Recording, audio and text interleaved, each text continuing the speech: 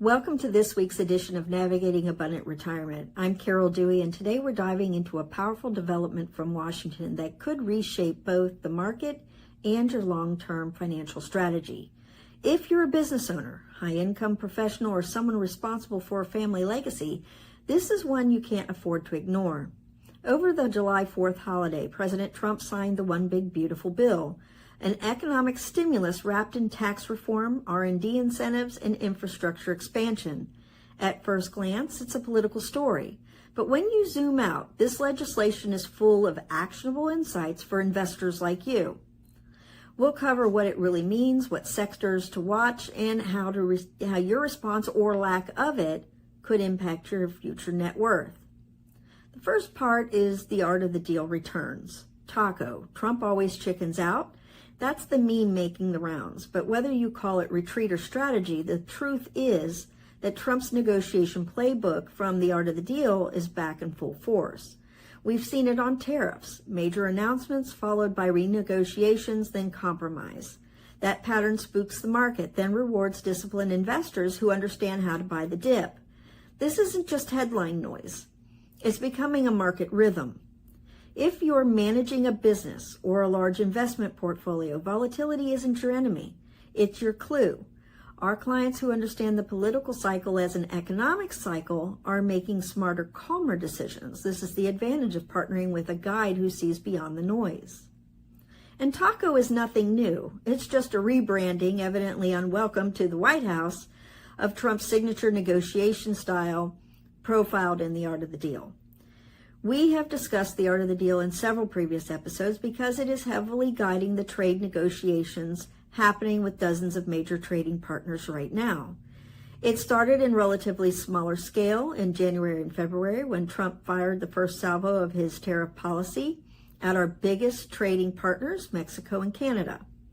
As you'll remember, those initial big rates were later delayed to make room for trade talks, which in some ways are still ongoing and in other ways are already settled.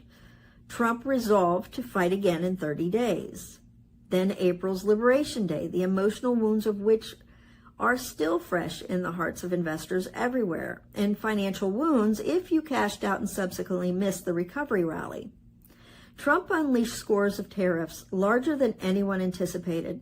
The stock market felt immediate pain, falling nearly 20%, from the late February peak to its early April trough. But once again, negotiations began. The tariff can got kicked down the road.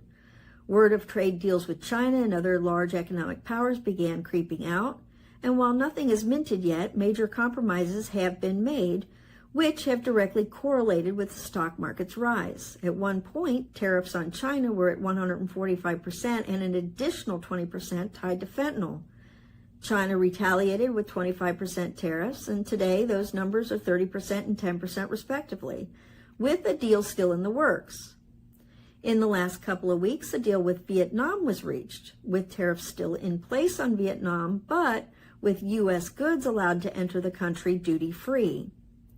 So here's what you need to understand. Even though the book hasn't closed on these tariffs, there's a strong perception that major trade deals will inevitably bring clarity. You can call it taco or art of the deal or whatever you like. The point is these trade deals are being negotiated and the markets are broadly optimistic. Now, what do we see today? Trump is enacting a bunch more tariffs on much smaller trading partners like Japan, South Korea, Malaysia, Kazakhstan, Tunisia, Laos, South Africa, Myanmar, and more. Makes for a great headline, but then you realize that the collective value of the imports from these countries is around $350 billion, or close to half our imports from the EU.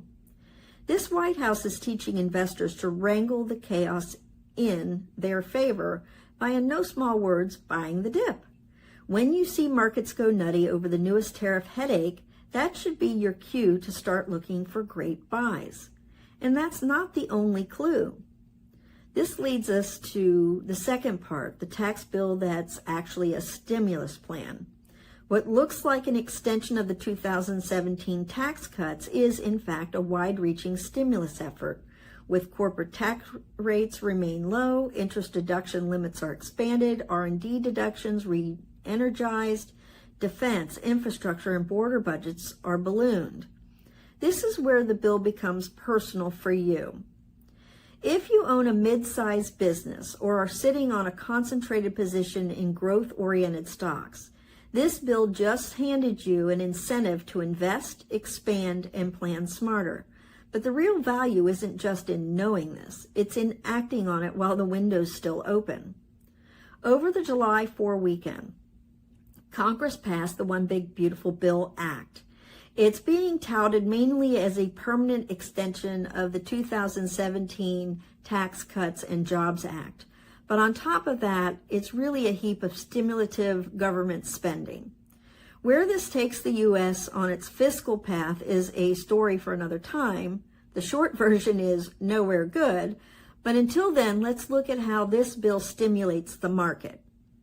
The tax cut extensions alone are significant. Corporate taxes will remain favorable for the foreseeable future, which is what any investor in a large corporation, just about all of us, want to see, at least when it comes to investment returns. But just as significant is the new ability for businesses to deduct equipment and research and development costs from their taxes. This is huge for high growth tech, in particular, which invest heavily in R&D. Not only that, tax deductions for loan interest payments has been expanded. That further brings down the cost to borrow for growing businesses. That's not to mention the hundreds of billions being spent on defense and national security, border enforcement, infrastructure, and more. But let's stay focused on where these tax cuts will make the biggest impact. Remember how we've looked at which types of tech stocks tend to outperform the benchmark? Finding that indebted tech firms were the ticket. That's only more true now, with high growth companies able to deduct research and development costs from their taxes. And from what I see, this action is poised especially to benefit mid-cap stocks. Which brings us to part 3, which is mid-caps may be the real winners. So let's talk about investments. Mid-cap companies, those with room to grow but stable enough to weather storms, are poised to benefit the most from the One Big Beautiful Bill's incentives. Just look at the historical data from 2003 to 2010. Mid-caps outperformed both small and large caps. Today, valuations and momentum suggest we may be at the start of another breakout. And in tax benefits for R&D heavy, interest leveraged firms, the mid-caps could lead the next bull wave. Most of our high net worth clients are already overexposed to large cap tech or legacy sectors. A timely reallocation towards select mid-caps could not only improve upside, but also align your risk with the shifting political and economic landscape. Take a look at this chart of the mid-cap S&P 400 versus the large cap S&P 500. This monthly chart, going back to the turn of the century, shows that from around 2003 to 2010, mid-caps gained 50% against large cap stocks. This period of time was what largely contributed to mid-caps' long-run outperformance against both large and small cap stocks, with that benchmark returning more than 2,500% versus the 1,500% for the S&P 500. We can also see that back in 2002, mid-cap outperformance stalled for a bit around 0.5, consolidated, and then broke above that level. The same level we recently bounced off last week. Note also the rate of change indicator at the bottom.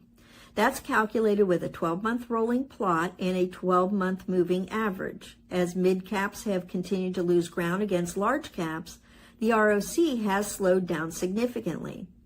I think this points to some strong outperformance in mid-caps going forward. The sector is so relatively cheap compared to large caps, it's destined to play catch-up. And the new tax benefits in the One Big Beautiful Bill lend a helping hand to smaller companies still in growth mode. That's not to say large caps won't benefit. In fact, they'll probably be the largest beneficiaries in terms of total tax dollars saved.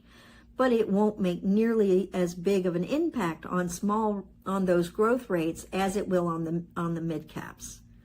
Here's a quick screen of midcaps that rate well on Louis Navalier's stock grader, one of the top analysts in the country that I follow, which we'll talk more about in a second.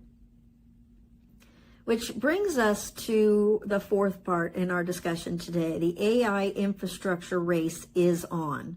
Here's something almost no one's talking about. July 22nd marks the expiration of a Trump executive order on national AI infrastructure.